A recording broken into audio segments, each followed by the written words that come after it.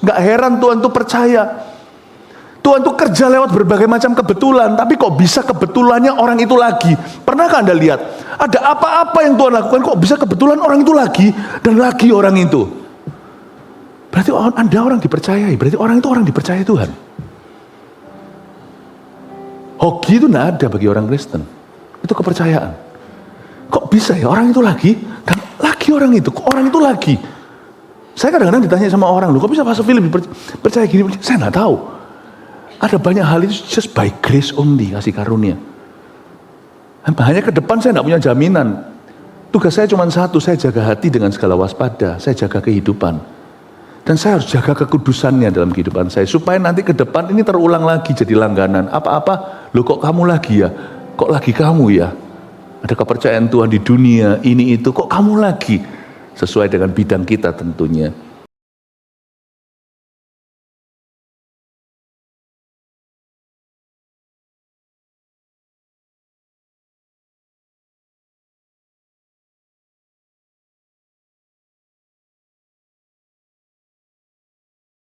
Lewatkan akibat keteledoran.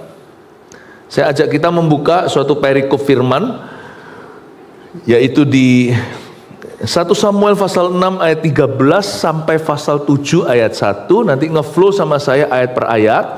Kita Bible study, ambil catatan. Saya tidak kasih poin-poin PowerPoint 1, 2, 3 seperti biasanya.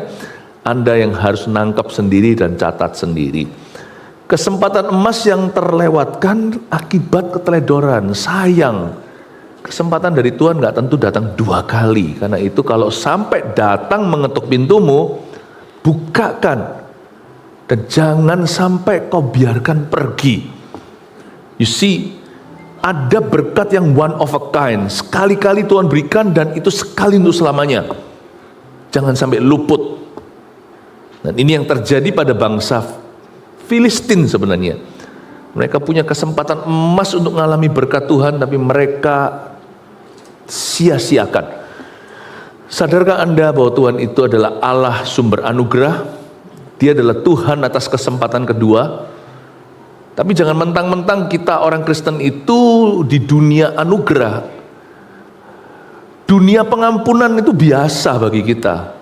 Asalah Tuhan nanti pasti akan kasih kesempatan lagi. Jangan sampai kita remehkan, karena ada berkat yang tidak datang 2 kali dalam kehidupan kita. Mari kita sekarang lihat ayat yang ke-13. Orang-orang Bet Semes sedang menuai gandum di lembah. Ini orang-orang Yahudi. Ketika mereka mengangkat muka, maka tampaklah kepada mereka tabut itu, lalu bersukacitalah mereka melihatnya. Berhenti di sana. Kita langsung di episode 2. Semoga Anda sudah pernah baca Alkitab. Ini cerita tentang tabut perjanjian yang dirampas oleh orang Filistin. Orang Yahudi, orang Israel itu ceroboh sekali. Mereka kira kalau bisa bawa tabut perjanjian, mereka pasti disertai Tuhan. Mereka itu punya hubungan gak beres sama Tuhan. Mentang-mentang tabut perjanjian di tangan, mereka merasa Tuhan gak bisa apa-apa. Tuhan harus berkati saya. Jangan pernah ada di antara kita hubungannya nggak beres sama Tuhan. Tapi karena dia kaya atau dia punya uang, lalu dia juga bisa membeli orang-orang untuk support atau dukung dia. Kadang-kadang juga tanpa disengaja, karena manusia nggak maha tahu, bisa aja para pendeta mendukungmu. Tapi kalau hubunganmu tidak beres sama Tuhan, sekalipun tabut perjanjian ada di tanganmu, Tuhan juga tidak akan sertai dirimu. Jadi akhirnya, sekalipun tabut perjanjian itu mereka bawa ke medan perang, ini orang-orang Yahudi, mereka semua mati, tak terkecuali imam-imam besarnya, anak-anak Eli, mati. Hanya ada satu yang lari bisa menyelamatkan diri, compang-camping beritahu sama imam besar waktu itu, yaitu Eli, anak-anakmu meninggal di medan perang. Eli terkejut, tapi belum seberapa dibandingkan dengan kabar berikut. Dan tabut perjanjian direbut. Eli langsung terpental, imam besar saat itu. Dan waktu dia jatuh ke belakang ya dari kursinya, karena dia gendut, patah lehernya. Ini ya, batang otaknya langsung di tempat meninggal dunia. You see, sekalipun semua orang Kristen membelamu, bahkan pendeta mendoakanmu, kalau hidupmu tidak beres dengan Tuhan, Anda tidak boleh bypass. Karena Tuhan itu adalah Tuhan, manusia adalah manusia. Hubungan kita yang tidak beres dengan Tuhan tidak bisa digantikan dengan perkenanan orang. Sekalipun semua orang berkata God bless you GBU, ya, mau buat peresmian semua pendoa datang, semua pendeta bahkan, tidak jaminan bahwa God will be in your company.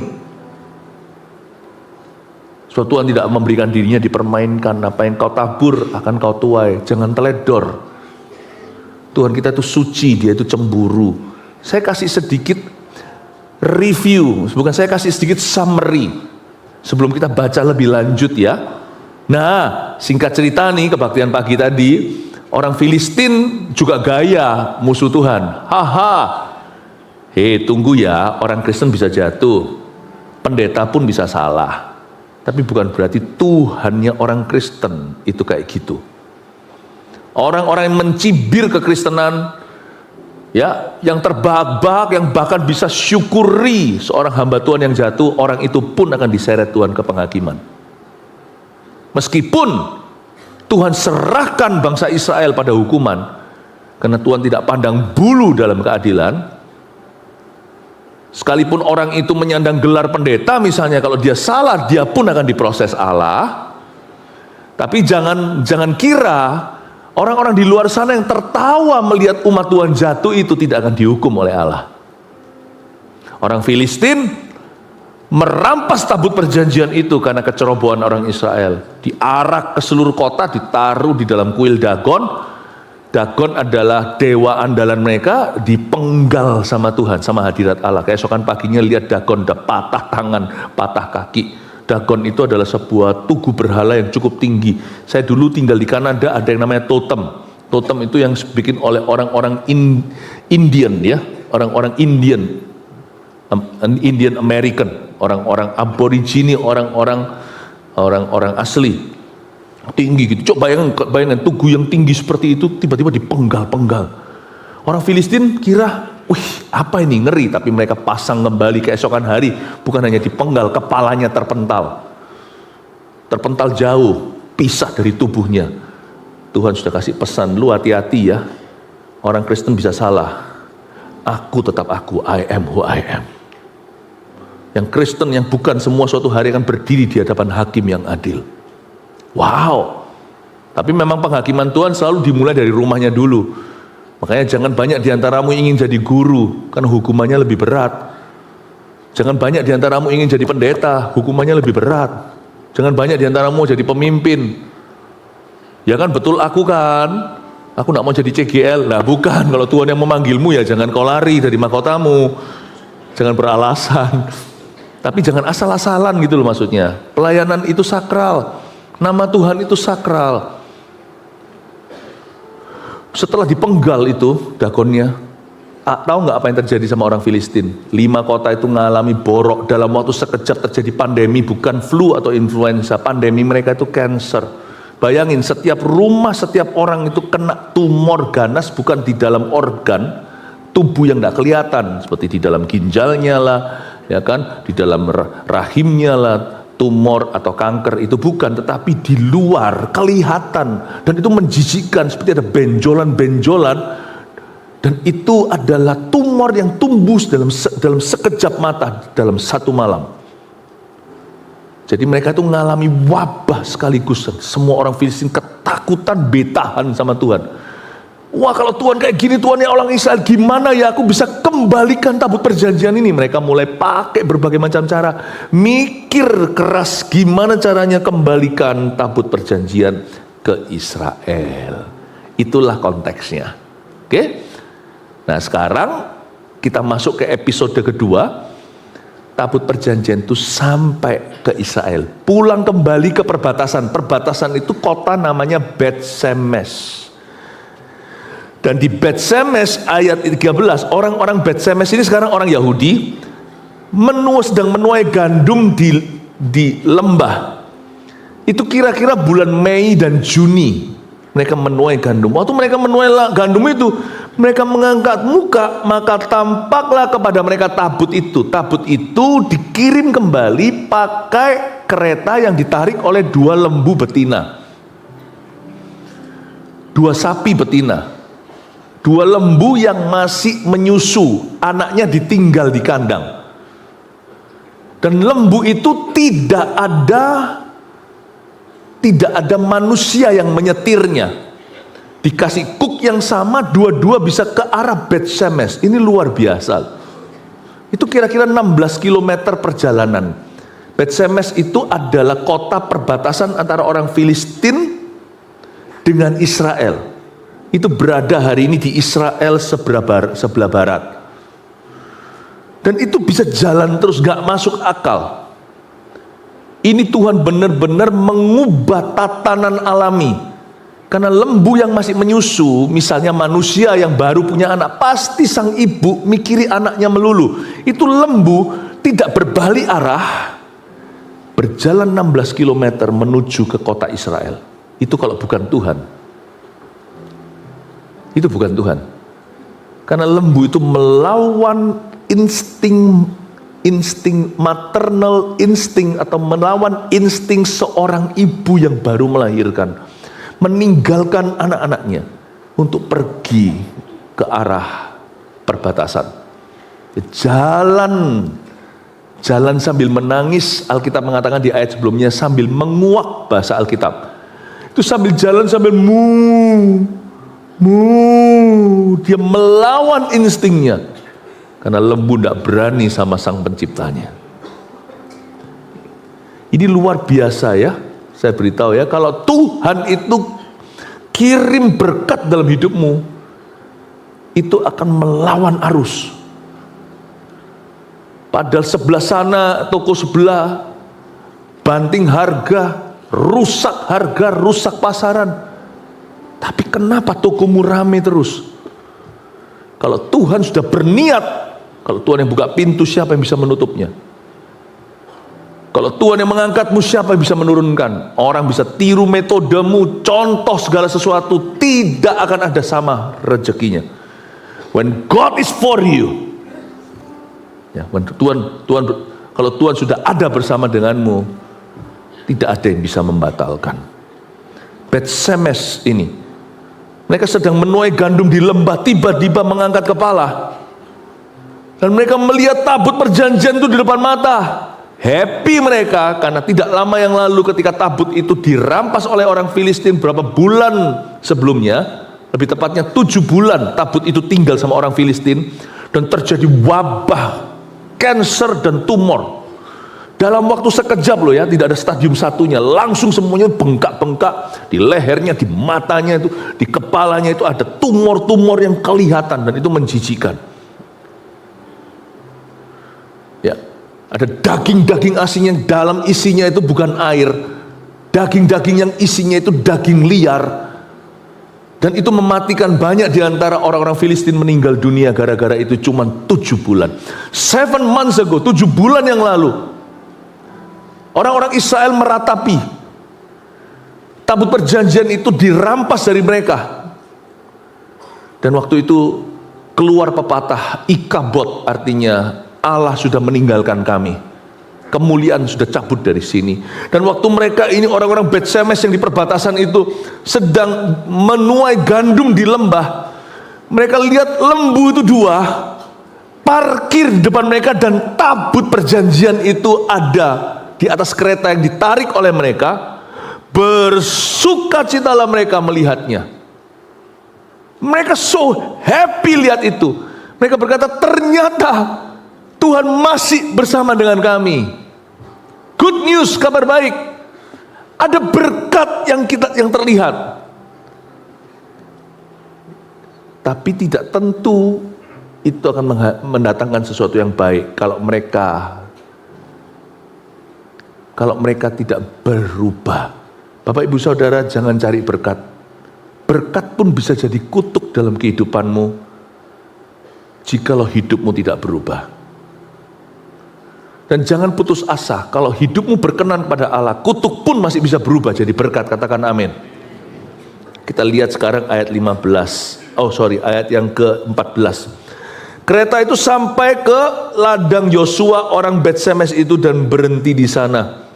Di sana ada batu besar. Mereka membelah kayu kereta itu dan mereka mempersembahkan lembu-lembu sebagai korban bakaran kepada Tuhan. Jadi waktu orang-orang Bet-Semes sedang menuai gandum di lembah, siapakah yang menuai gandum di lembah saya tidak tahu. Tapi orang-orang Bet-Semes itu kebanyakan adalah orang-orang Lewi. Coba katakan orang Lewi.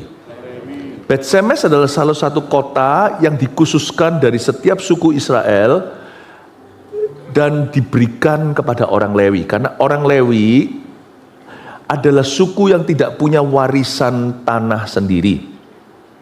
Orang Lewi, sedangkan suku-suku lain semuanya kan waktu di zamannya Yosua mereka semua kan sudah diundi dapat bagian. Suku apa dapat apa, yang ini dapat Hebron, yang ini dapat pegunungan. Suku Lewi tidak ada karena mereka tidak punya warisan. Tuhan berkata, bagi Lewi akulah warisanmu. Hari ini juga bisa disamaartikan bagi para full timer. Kita sekalipun bisa bekerja tetapi tidak boleh sama Tuhan. Akulah bagianmu kata Tuhan, aku akan memeliharamu. Ya, kalau yang lainnya punya gaji, bagi seorang Lewi tulen hanyalah persembahan kasih. Lewi itu melayani Tuhan dan Tuhan akan pelihara hidupnya. Dan dari setiap suku-suku Israel, 12 suku itu, masing-masing harus menyisihkan beberapa kota yang ditunjuk oleh Musa, lalu nanti diundi sama Yosua. Kota-kota itu akan menjadi tempat tinggalnya orang Lewi sehingga mereka bisa bercocok tanam di sana. Fokus mereka tidaklah berdagang. Fokus mereka bukan trading, fokus mereka adalah memastikan ibadah di bait suci itu jalan dan mereka pegang perkakas. Ya, jadi mereka benar-benar tugas mereka adalah melayani umat, melayani jemaat. Tapi Tuhan berkata, aku akan memeliharamu. Setiap suku nanti akan ada kota tertentu yang disisihkan untuk Lewi. Nah, salah satu kota tersebut adalah Bet-Semes. Jadi saya yakin orang-orang yang sedang menuai gandum untuk makan itu juga adalah orang-orang Lewi. Orang-orang Lewi ini terlatih. Mereka itu dari sejak kecil, kalau orang Israel, kalau Anda tahu ya, orang Yahudi dari kecil itu baca Taurat. Kalau nanti bulan November kan Tuhan izinkan gereja kita, saya akan memimpin rombongan jemaat kita untuk ziarah ke Israel. Pernah sekali pada waktu hari Sabat saya tinggal di sebuah hotel. Hotel itu kalau masuk Sabat hati-hati jangan masuk ke lift yang salah. Lift Sabat itu tidak bisa Anda pencet. Itu berhenti di setiap level lah, untung-untungan. Untungnya tidak ada seperti setinggi level 101 di Taiwan. Gitu sampai atas sana saya sudah jadi umur berapa. Sebab setiap level dia berhenti sendiri, buka pintu sendiri, tutup lagi, naik level lagi. Jadi jangan masuk ke lift Sabat, tapi lift yang satunya lift turis. Lift turis Anda bisa pencet.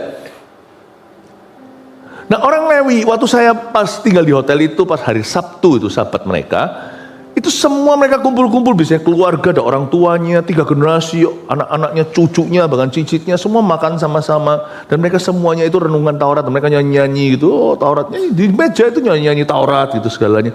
Dari kecil, dari sejak kalau bisa orok bayi, mereka sudah hafal dengan Torah, Kejadian, Keluaran, Imamat, Bilangan, Ulangan. Jadi orang-orang Lewi itu sudah terlatih dari sejak kecil, kalau perlu orok bayi, mereka tahu Tuhan itu punya tatanan cara segala sesuatu. Bukan berarti Tuhan itu penuh peraturan, bukan.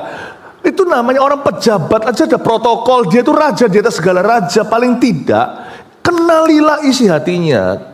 Sama Tuhan tuh nggak boleh ngawur. Kita tuh harus tahu apa yang berkenan pada Tuhan, apa yang bukan. Kita juga harus tahu apa yang merupakan wewenang kita, apa yang merupakan hak kita, apa yang merupakan tanggung jawab kita, dan apa yang bukan di ranah kita. Kita harus ngerti.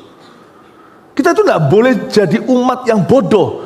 Sebab umat yang tanpa pengetahuan, liarlah rakyat. Tanpa visi, liarlah rakyat. Kata visi di situ bukan hanya visi kita, misalnya mendirikan sebuah gereja lokal dan 1 juta murid. Visi itu artinya, lihatlah apa yang berkenan pada Allah. Kita juga harus mengerti tatanan Allah. Seorang pendeta kalau tidak dipanggil Tuhan menjadi seorang politikus, jangan kau campur baurkan antara ministry dan politik. Lalu habis itu berusaha menjadi seorang, ya saya nggak ngomong gimana, berusaha untuk mencalonkan diri sebagai ini dan itu. God is not calling you. Sekalipun Anda populer dalam pelayanan, jangan coba-coba kalau itu bukan panggilan Allah. Seorang pengusaha sekalipun punya uang, gampang mencipta ibadah. Kalau Anda tidak dipanggil untuk mendirikan gereja, di atas batu karang ini kudirikan jemaatku, itu Petrus. Itu Petrus, itu Peter, not some businessman. I know you can, but don't. You're touching holy things with your dirty hands. Jangan coba seorang pengusaha mau jadi pendeta dan buka gereja. Tuhan tidak suruh, jangan. Daud itu bisa, materinya di tangan. Tuhan bilang, nih, kata Tuhan kalau pakai bahasa Belanda, not you. Karena tanganmu itu tangan perang, you are a warrior. Salomo, manusia damai, nanti akan membangun bait suciku, not you. Jangan sampai kita teledor dengan apa yang merupakan kehendak Tuhan. Kalau Tuhan tidak suruh, jangan. If God doesn't call you, don't. Karena manusia itu lebih cenderung, aku bisa kenapa tidak? Oh, dalam dunia Tuhan enggak gitu. Kau bisa enggak tentu. Malah di dalam dunia Tuhan sebaliknya, kadang-kadang orang yang enggak mampu, yang enggak bisa Tuhan pilih. Don't you ever. Saya kemarin waktu di Brazil, terima kasih untuk doanya. 2 minggu dari sekarang, jadi minggu depan saya masih di rooftop, saya akan khotbah lanjutkan Bible study seperti ini supaya jemaat masuk dalam pendalaman. 2 minggu lagi nanti kita live streaming ya. Waktu live streaming sudah anggaplah saya tetap di sini, tapi saya tidak di sini secara fisik gitu ya. Nanti saya akan mengajarkan tentang keluarga. Hari ini sedang saya susun materinya, saya banyak merenungkan tentang paruh baya, ya, umur 40-50 gimana kita menua tapi tidak jatuh dalam jebakan. Bicara tentang orientasi seksual, gimana kita bimbing anak kita. Ada banyak hal-hal seminar keluarga yang saya berikan nanti yang tidak main aman. Tunggu tinggal 2 minggu lagi waktunya. Nanti di situ saya akan kasih juga video tentang Brasil. Ya. Intinya waktu di Brasil saya ingatkan di sana. Pas saya khotbah itu salah satu yang datang di stadionnya World Cup itu, yang akan dipakai mereka nanti World Cup sepak bola. Itu ternyata ada satu orang politikus datang yang kemungkinan nanti akan running for presidency. Untuk saya beritahu di sana, gereja jangan masuk politik praktis. Saya ingatkan pada gereja-gereja di Brasil, gereja adalah gereja. Gereja bukan organisasi dunia. Jangan campur baurkan. Kalau Anda politikus, takutlah akan Tuhan, datang ke gereja jangan jadi siapa-siapa, jadilah anak Tuhan. Tapi di luar sana bersinarlah. Ya, tapi gereja jangan menjadi politikus. Saya jelaskan. You see, kita harus mengerti, jangan teledor. Kenalilah job deskripsimu dari Tuhan. Coba, saya sih malas kalau datang ke sebuah restoran tulisannya semua ada, lumayan. Kalau Anda punya restoran gitu, tolong ganti formatnya, tolong temukan blueprintnya. Di sini ada gado-gado, bahkan ada sushi. Dan sushi kalau Anda tidak mau, di sini juga ada Brazilian barbecue. Saya tidak mau masuk ke restoran gitu. Karena saya tahu semuanya itu nanti, itu pasti biasa. Anda harus tahu dulu apa yang Anda mau. Kenali apa yang Tuhan mau dalam hidupmu. Kunci pertama itu jangan teledor. Karena jangan teledor dengan apa yang merupakan kehendak Allah yang kau bisa ketahui. Jangan sampai tersesat dalam pikiranmu sendiri. Orang-orang Lewi tahu. Orang-orang Lewi ini harusnya tahu gimana caranya memperlakukan tabut perjanjian. Karena tabut perjanjian itu adalah artikel paling kudus di perjanjian lama yang nanti ditaruh di bait suci, bait Salomo. Dari semua artikel yang lainnya, itu semuanya, yang kaki dian lah, yang meja roti lah, yang pembasuhan kaki tangan sebelum mereka masuk ke bait Allah. Perjanjian lama kan penuh dengan ritual. Zaman ini perjanjian baru kita tidak perlu semuanya itu karena Kristus telah merobek bait suci itu, tirai bait suci dari atas ke bawah. Tapi makna rohaninya masih bisa kita hayati bahwa kalau kita masuk ke hadirat Allah itu harus penuh dengan persiapan hati. Tapi zaman itu orang-orang Lewi ini sangat mengerti bagaimana memperlakukan tabut perjanjian. Jadi nanti yang Anda lihat sebentar lagi, kutuk turun atas Bet Shemesh itu tidak seharusnya. It's because these people, orang-orang ini, sekalipun mereka tahu manualnya, mereka tidak memperhatikan. Itu kayak orang yang nggak membaca padahal sudah di depan sana masih tanya itu. Orang Kristen itu harus teliti. Apalagi kalau soal ketuhanan, mereka harus teliti. Tidak boleh jadi orang Kristen yang kerdil, tidak boleh jadi jemaat yang harus kudu mau disuapi. Tidak pernah mau tahu sendiri. Kalau kita sudah bergereja selama 10 tahun, hati kita tidak berubah sedikit. Tidak ada kerinduan, haus dan lapar. Kalau kita sudah bergereja dari minggu ke minggu, tapi kita tidak pernah sama sekali tahu hal-hal yang basic, yang dasar tentang pengenalan akan Tuhan. Dan it's your responsibility. Your heart is your duty. Hatimu adalah tanggung jawabmu. Ini orang-orang Lewi. Nanti saya kasih bocoran dulu, Bet Shemesh kena kutuk. Padahal harusnya mereka kena berkat. Tabut perjanjian datang pada mereka kok. Obed Edom itu nanti di cerita yang lain, Obed Edom nantinya tabut perjanjian juga nyasar ke rumah seseorang ya, namanya Obed Edom. Ingat ya, selama berapa lama? 3 bulan. Itu tempat diberkati dahsyat, yang mandul punya anak, bahkan sampai ternak pun punya anak. Yang mandul-mandul itu, yang cacat langsung sembuh, yang katarak tidak perlu operasi. Gara-gara 3 bulan nyasar di sana, karena Daud takut membawanya ke Yerusalem, karena Tuhan sambar Uzza, seorang yang mencoba, kalau seorang yang secara nggak sengaja memegang tabut perjanjian itu. Kenapa kok di tempat satu orang itu jadi berkat, tapi di Bet Shemesh jadi kutuk? Because orang-orang Bet Shemesh sekalipun lahir Lewi, teledor sama Tuhannya. Saya tidak berkata bahwa Tuhan itu tidak kenaan. Tuhan itu senggol bacok. Tuhan tidak gitu. Nanti saya tunjukkan pada Anda, Tuhan itu penuh dengan kemurahan. Tapi Tuhan tidak bisa toleransi namanya kekilafan yang disengaja dan diulang-ulang. Tuhan lama-lama akan menganggap itu sangat personal. Berarti kamu anggap remeh aku ya? Aku itu Allah yang penuh cemburu, kau anggap aku enteng.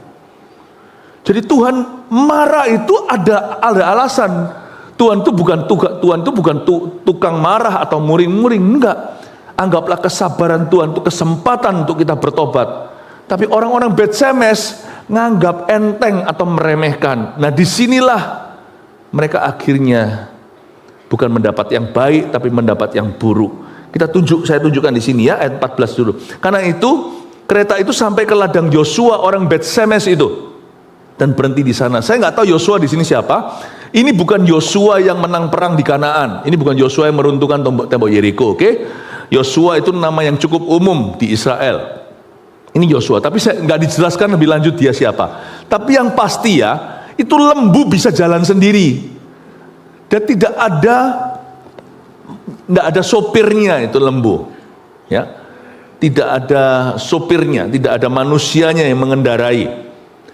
Dan lembu itu oleh tuntunan Roh Allah bisa sampai ke ladang Yosua. You see my friend, when God wants to do something holy, He always would choose a holy vessel. Saya tidak tahu siapa itu Yosua, yang pasti orang ini pasti dikenan oleh Allah. Lembu-lembu itu yang tidak terlatih, lembu-lembu yang masih menyusui anaknya itu, lembu-lembu itu yang sama sekali tidak pernah dipasangkan kuk, dia tidak pernah tarik bajak. Lembu-lembu itu bisa secara insting dituntun sama Roh Allah, berhenti di ladang seorang pria namanya Yosua. Itu pilihan Tuhan. Ini kita tidak bisa iri. Ini namanya kepercayaan. Jadi kalau kita itu mau jadi orang yang dipercayai oleh Tuhan, jagalah kekudusan. Saya tidak tahu siapa ini Yosua, tapi hari itu Tuhan memilih untuk parkirkan tabut perjanjian alias hadirat Allah di rumah Yosua. Saya cuma berkata sama Tuhan, tahun ini Tuhan, here I am, send me. Jangan alergi dengan kata utuslah aku. Itu doa Yesaya di Yesaya pasal 6. Kalau saya selalu berdoa, Tuhan ada apa-apa Tuhan, pilihlah aku. Choose me. Saya ingin kalau ada sesuatu yang Tuhan mau lakukan, semua yang indah, semua yang mulia, adil, kudus, dan manis. Kalau kau butuh tempat parkir ya Tuhan, rumahku tempat parkirmu. Kalau engkau butuh tempat untuk meletakkan kaki Dian ya Tuhan, the lampstand, kebangunan rohani, pilihlah Indonesia Tuhan. Kalau engkau butuh ya Tuhan tempat untuk meletakkan kaki palunganmu yang baru, di situ melahirkan sesuatu yang bisa mengubah seluruh dunia, karya penebusan, biarkan GMS jadi palunganmu. Saya selalu ingin hidupku, keluargaku menjadi tempat parkirnya Tuhan. Hari itu Yosua kejatuhan bintang kejora. Dari semua orang di Bet-Shemesh, semuanya orang Lewi. Itu lembu bisa berhenti persis di ladangnya Yosua. Ada cerita lagi lainnya di Perjanjian Lama. Karena Tuhan berkenan sama Boas. Itu Ruth sama Naomi pulang dari Moab. Dua-dua pulang sebagai janda. Itu bisa pertama kali pada waktu Ruth mau mengambil jelai. Jelai yang sisa-sisa jatuh dari panen itu. Kok bisa ya kebetulan pertama kali Ruth cari ladang, langsung ketemu sama ladangnya Boas. Lalu terjadi cerita cinta di sana. Lebih indah dari drama Korea atau telenovela. Akhirnya Ruth dan Boas jadian. Dan mereka menjadi kongconya dan makconya Daud. Menjadi nenek moyang Yesus Kristus. God, if you want to do the next great things, kalau engkau mau melakukan perkara yang besar selanjutnya, choose me and my family. Harus punya hati kayak gitu jemaat. Choose me and my family. Saya tidak tahu sih ini Yosua siapa. Ini bukan Yosua yang meruntuhkan tembok Yeriko, itu lain zaman. Tapi Yosua ini orang berkata ini orang hoki. Tapi saya berkata ini orang pasti jaga hati. Dia pasti jaga hidupnya. Sampai-sampai lembu pun yang tidak berakal budi manusia bisa berhenti dan nyaman taruh tabut perjanjian itu di rumahnya dia. Obed-Edom juga sama. Ini juga di lain zaman nanti, di zamannya Raja Daud. Kok bisa dari semua orang di Israel, tabut perjanjian itu nyasar ke rumahnya 3 bulan. Tapi saya bisa tunjukkan bahwa di Obed-Edom nanti juga dia kelihatan orang itu serius. Gak heran Tuhan itu percaya. Tuhan itu kerja lewat berbagai macam kebetulan. Tapi kok bisa kebetulannya orang itu lagi? Pernahkah Anda lihat? Ada apa-apa yang Tuhan lakukan, kok bisa kebetulan orang itu lagi, dan lagi orang itu. Berarti Anda orang dipercayai, berarti orang itu orang dipercaya Tuhan. Hoki itu tidak ada bagi orang Kristen. Itu kepercayaan. Kok bisa ya orang itu lagi, dan lagi orang itu, kok orang itu lagi. Saya kadang-kadang ditanya sama orang, loh kok bisa Pastor Philip percaya gini? Saya tidak tahu. Ada banyak hal itu just by grace only, kasih karunia. Hanya ke depan saya tidak punya jaminan. Tugas saya cuma satu, saya jaga hati dengan segala waspada. Saya jaga kehidupan.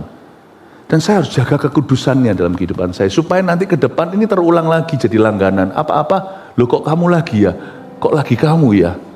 Ada kepercayaan Tuhan di dunia, ini itu, kok kamu lagi? Sesuai dengan bidang kita tentunya. Yosua ini dipercaya sama Tuhan. Obed-Edom nanti juga, dia bahkan khususkan salah satu anaknya untuk menjaga tabut perjanjian. Kelihatan orangnya serius.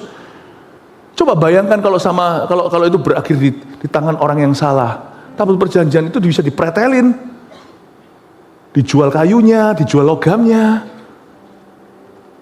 Kalau jatuh ke tangan orang yang tidak menghargai perabotan Allah, itu bisa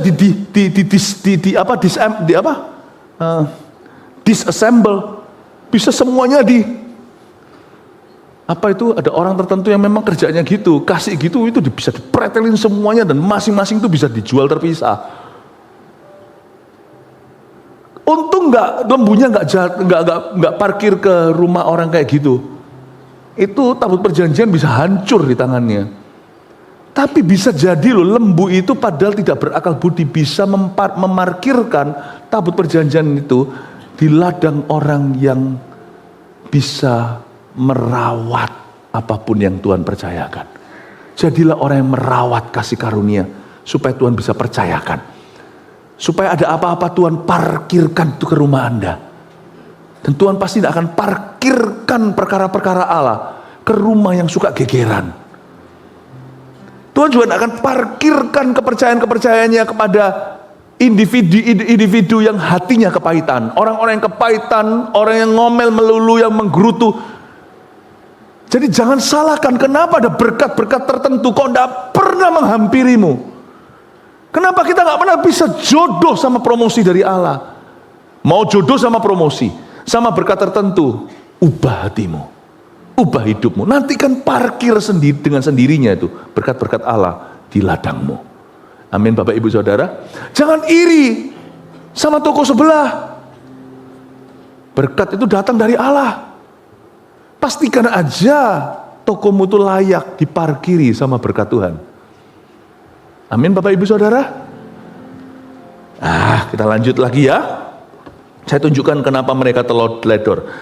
Masih di ayat 14. Karena itu sampai ke ladang Yosua, kereta itu sampai ke ladang Yosua, orang Bet-Semes itu. Dan berhenti di sana. Di sana ada batu besar. Mereka membelah kayu kereta itu dan mereka mempersembahkan lembu-lembu sebagai korban bakaran kepada Tuhan. Saya tunjukkan bahwa Tuhan itu tidak seperti yang kita kira. Suka marah, saking sucinya, dia itu dikit-dikit mau hukum kita. Perfeksionisnya, apapun yang kita lakukan atau tidak lakukan itu serba salah. Lalu habis itu senggol bacok, artinya apa? Hati-hati lo ya, Tuhan itu sampai kau singgung sedikit, salah sedikit, mati lo. Tuhan tuh enggak gitu, tak tunjukin ya. Kali ini mereka melakukan sesuatu yang tidak Tuhan suruh, malah justru melanggar apa yang diajarkan. Tapi Tuhan terima persembahan mereka. God is so good, dia itu ngalah sama kita. Dia itu ngalah sama kita. Coba lihat ya, mereka membelah kayu kereta itu, masih oke nih. Dan mereka jadikan kayu bakar. Lalu mereka mempersembahkan lembu-lembu itu sebagai korban bakaran kepada Tuhan. Saya tunjukkan, katakan korban bakaran. Kalau Anda baca perjanjian lama, kata korban bakaran itu selalu ada hubungan dengan merestorasi hubungan dengan Tuhan. Jadi kalau ada korban curahan di Alkitab, kita nggak perlu melakukan ini semuanya karena Yesus adalah korban sempurna, tetapi maknanya tetap kita dapat. Apapun juga di perjanjian lama yang berkata korban bakaran, bahasa Inggrisnya burnt offering, itu selalu ada hubungan dengan orang Israel hendak memulihkan hubungannya yang rusak dengan Tuhan. Misalnya Elia ketika dia mau mengembalikan hati orang Israel kepada Bapa, dia korbankan lembu di sana. Dan itu dibakar habis tanpa sisa. Kata korban bakaran itu ada hubungan dengan pertobatan. Dan ketika mereka dapat itu kayu-kayunya, tempatnya yang dipakai tadi itu sebagai kayu-kayu dari kereta yang dipakai untuk mengangkat tabut perjanjian itu, dihancurin sama mereka jadiin kayu bakaran. Mereka membuat mezbah, di sana ada korban bakaran kepada Tuhan. Saya beritahu ya, kalau kita mau merestorasi hubungan kita yang mulai rusak dengan Tuhan atau sudah sangat rusak dengan Tuhan, saya jamin pertobatan yang kayak gitu tidak mungkin tidak ada sesuatu yang hangus dulu. Jangan Anda percaya orang berkata bertobat tapi tidak ada kehangusan. Orang kalau bertobat itu pasti korban bakaran. Pasti ada sesuatu yang kau tinggalkan dan itu menyakitkan. Misalnya saya minta, kamu bawa HP kan? Maju sini. Misalnya di dalam gereja nih, taruh HP-nya di sini. Kita semua lagi menyembah Tuhan. Oke, angkat tangan. Menyembah Tuhan. Oh, haleluya. Terus lalu pemimpin pujian berkata, mari kita tutup mata kita. Tutup matanya. Oke, tutup mata. Sebentar, kebetulan saya di sebelah orang ini yang HP-nya ditaruh di kursi. Mari kita angkat tangan, mari kita berdoa. Berdoa, sudah. Lalu HP-nya saya curi.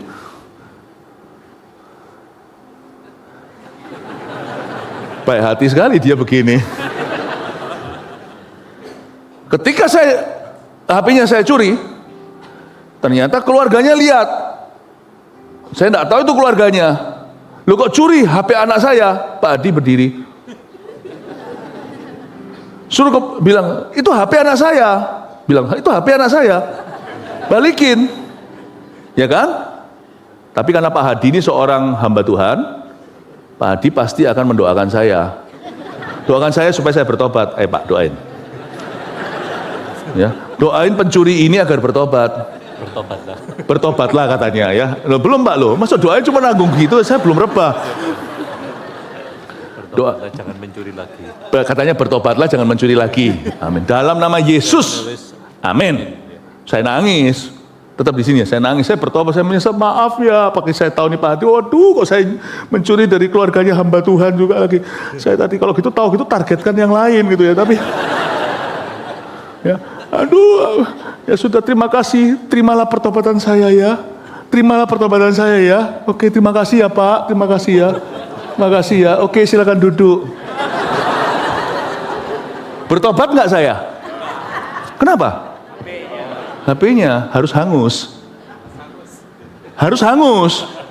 Harus korban bakaran. Percayakah Anda orang berkata bertobat setelah mencuri HP-mu dan HP-mu tetap dia bawa? Percayakah Anda bahwa orang itu sungguhan bertobat sekalipun dia nangis-nangis dengan ingusnya semua keluar? Sekalipun dia pakai nama Tuhan, Tuhan ampun Tuhan, ampuni aku ya Tuhan. Selama HP masih di tangan, percayakah Anda dia bertobat? Percayakah Anda hubungannya dengan Tuhan sudah restored atau sudah pulih? Percayakah Anda bahwa hubungan saya, hubungan orang itu dengan keluarga yang dikorbankan itu sudah pulih? Mau tahu pertobatan itu seperti apa? Hangus.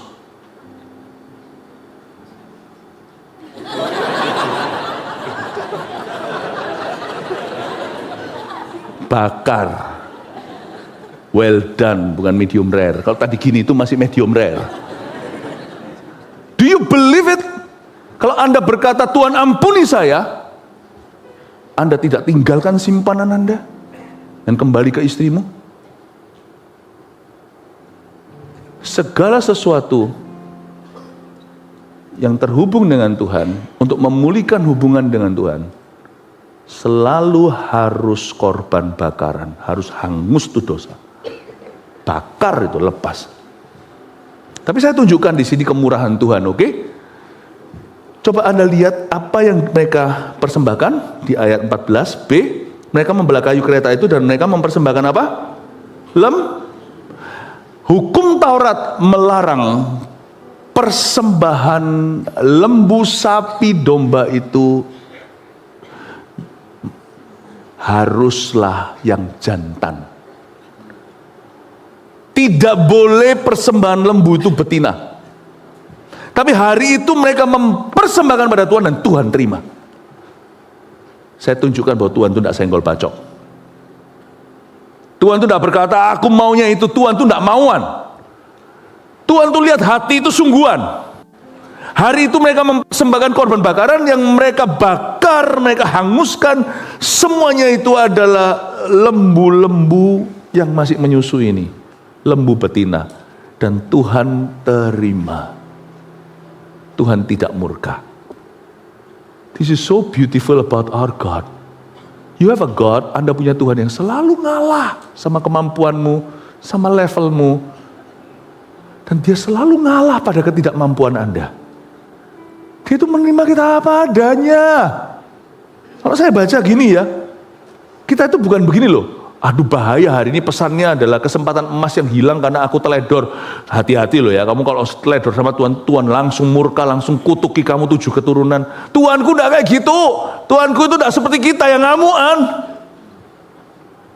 Tuhan kita itu enggak seperti kita. Tuhan itu enggak seperti orang-orang, enggak seperti kita itu loh yang sombong sekali.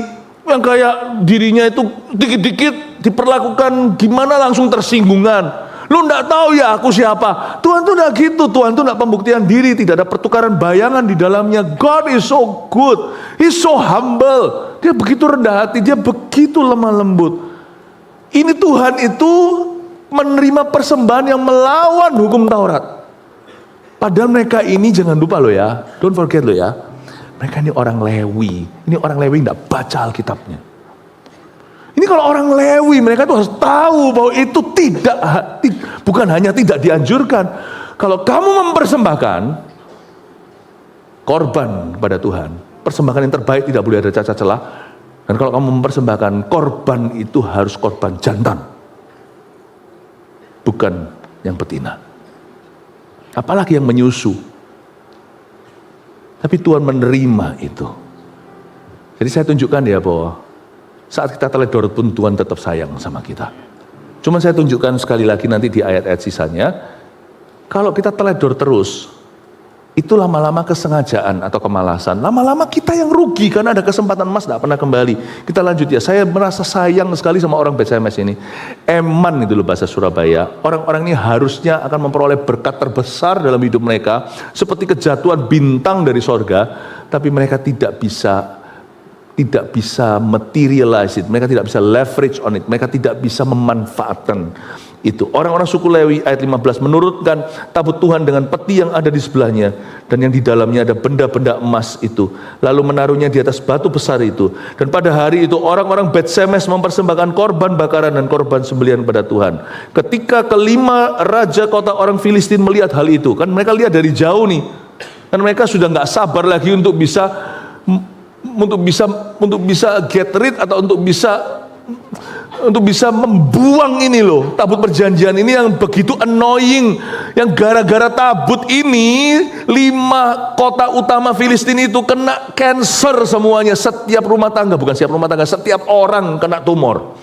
Pulanglah mereka ke Ekron pada hari itu juga. Inilah benjol-benjol emas yang dibayar orang Filistin kepada Tuhan sebagai tebusan salah. Dari Asdod 1, dari Gaza 1, dari Askelon 1, dari Gad 1, dari Ekron 1. Gaza ini tetap Gaza yang sama yang hari ini terjadi perang di sana di zaman modern ya, Gaza ini. Jadi tempat-tempat ini tempat-tempat yang sangat kuno yang sampai hari ini di dunia modern salah satunya masih tetap namanya Gaza. Lagi tikus-tikus emas menurut jumlah segala orang Filistin kepunyaan kelima raja kota itu, baik kota-kota yang berkubu maupun dusun-dusun sekitarnya, dan batu besar yang di atasnya diletakkan mereka tabut Tuhan di ladang Yosua. Orang Bet-Semes itu adalah saksi sampai hari ini. Dan ayat 19, inilah kecerobohan.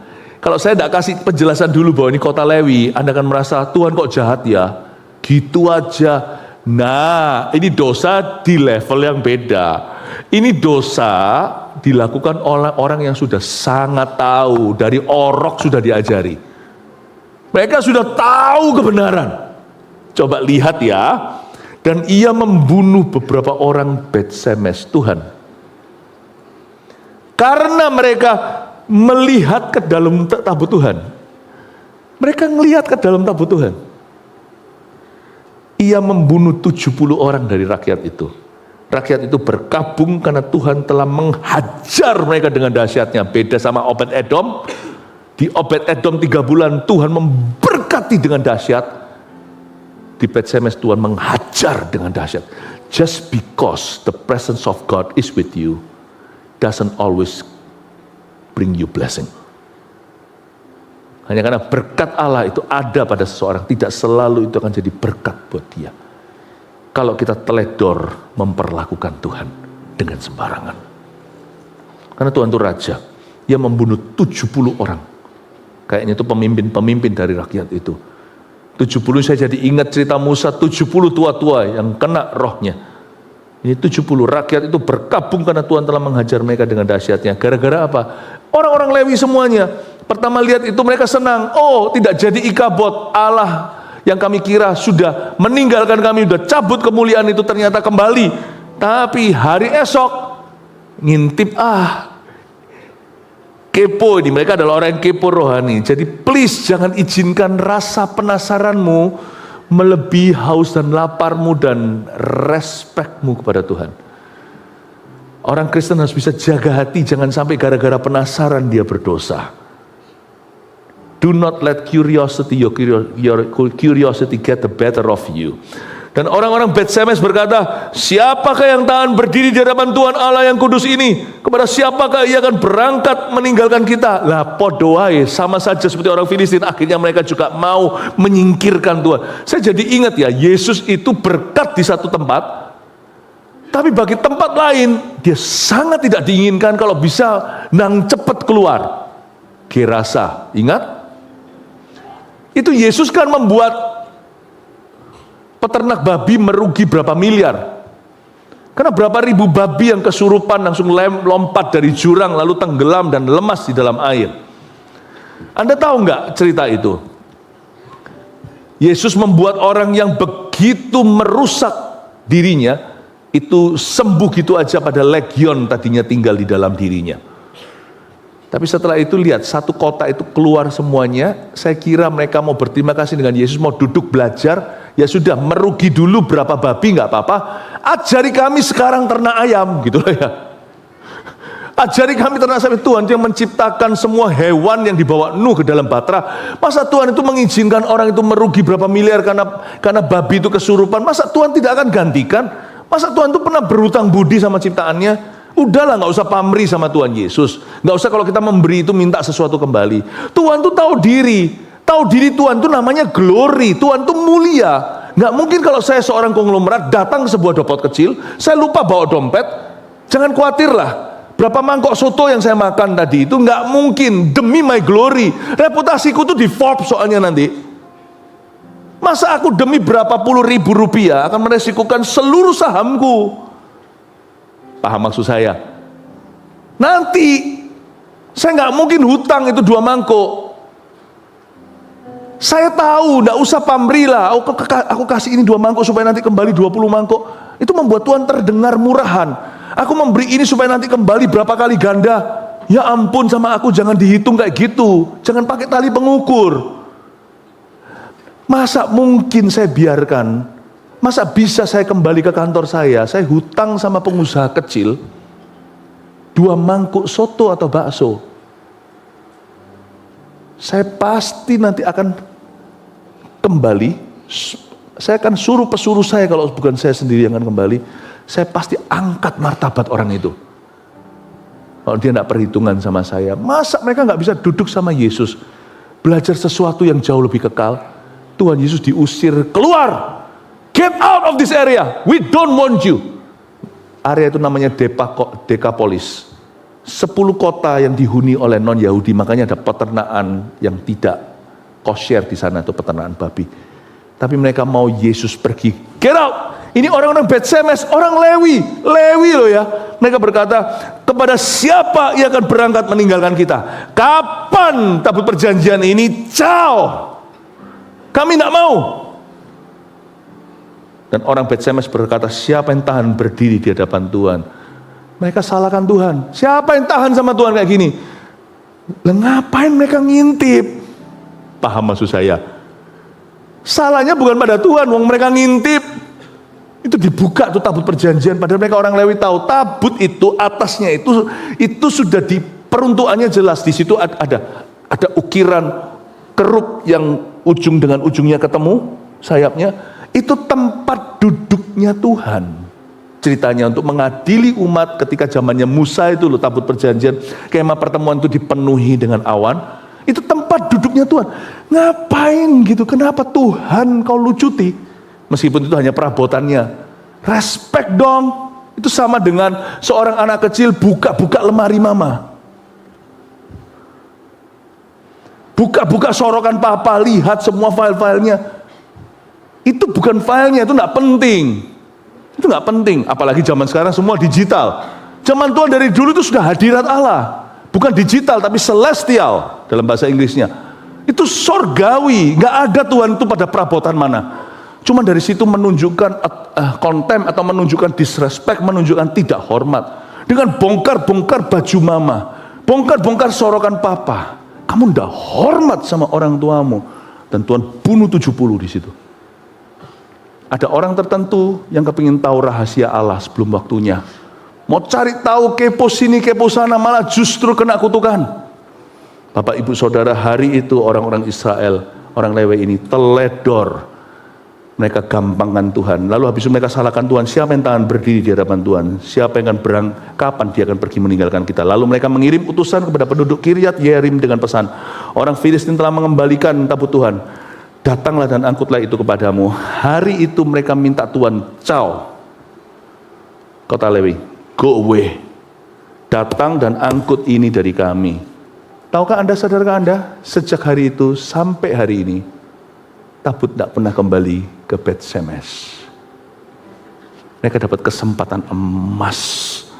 Lalu orang Kiryat Yearim, pasal 7 ayat 1, dengan ini saya selesai. Mereka mengangkut tabut Tuhan itu dan membawanya ke dalam rumah Abinadab yang ada di atas bukit dan Eleazar anaknya Abinadab itu mereka kuduskan untuk menjaga tabut itu. Tabut itu nganggur akhirnya kurang lebih 20 tahun di sana di rumah Abinadab.